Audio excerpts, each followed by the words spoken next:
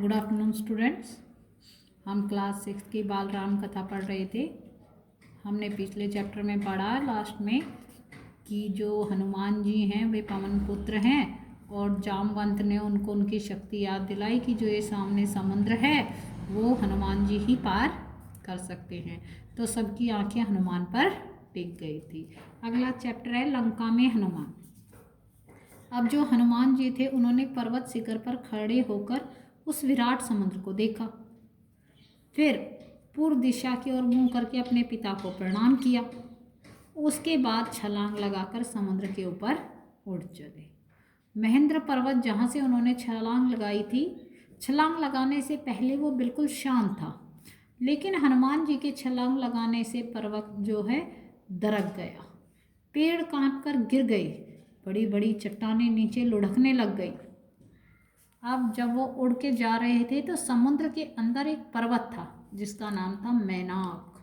वो जल राशि को चीरकर ऊपर आया। मैनाक पर्वत चाहता था कि हनुमान जी कुछ पल वहाँ पर विश्राम कर ले क्योंकि वे थक गए होंगे, पर हनुमान जी नहीं रुके और वे आगे बढ़ते ही गए क्योंकि उनको राम का कार्य जल्दी से जल्दी खत्म करना था। हनुमान के रास्ते में कई बाधाएं आई।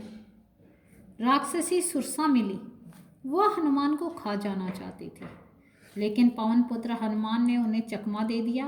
वे उसके मुंह में घुस गए और तत्काल निकलकर बाहर आ गए क्योंकि उनकी यही शर्त थी कि जो मेरे मुंह के अंदर घुस जाए कर निकल जाएगा मैं उसे फिर नहीं खाऊंगी। तो उन्होंने ऐसा ही किया। आगे एक सिंहिका थी, राक्षसी, छाया राक्षसी।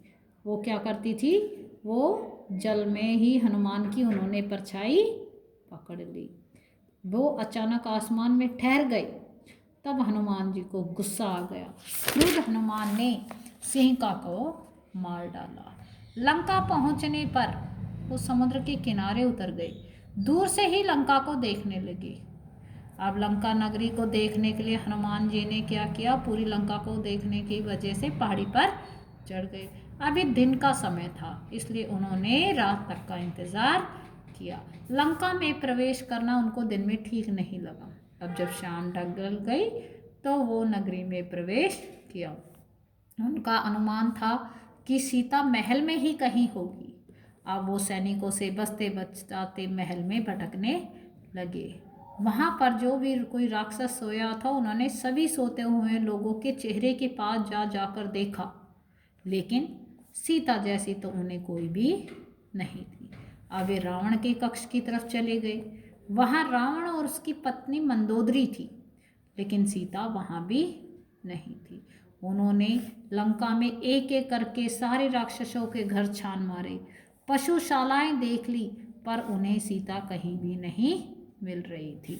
तभी रावण जो था बाहर जा रहा था अपने राजसी ठाठ बाट से, तो उनका ध्यान अंतरपुर में लगी वाटिका की ओर गया। उसका नाम अशोक वाटिका था। वो दीवार लांघकर वहाँ पहुँचे।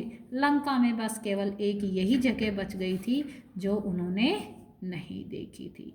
वहाँ पर वो एक पेड़ पर चढ़कर बैठ गए और वहाँ से पूरी अशोक वाटिका को देखने लगे। वहाँ उन्हें अचानक हंसने की आवाज़ सुनाई दी। हम हनुमान जी ने इधर उधर देखा तो क्या देखते हैं, एक पेड़ के नीचे राक्षसियों का झुंड था और वो जोर जोर से हंस रही थी, जैसे किसी पर हंस रही हूँ। उन्हें लगा जरूर वो शायद सीता पर हंस रही हैं। फिर उन्होंने ध्यान से देखा, राक्षसियों के बीच एक स्त्री बैठी है। उसका चेहरा उदास है, मुरझाया हुआ है, बहुत दयनीय है, दुर्बल है, शोकग्रस्त है। उन्हें यकीन हो गया कि हो ना हो यही सीता माता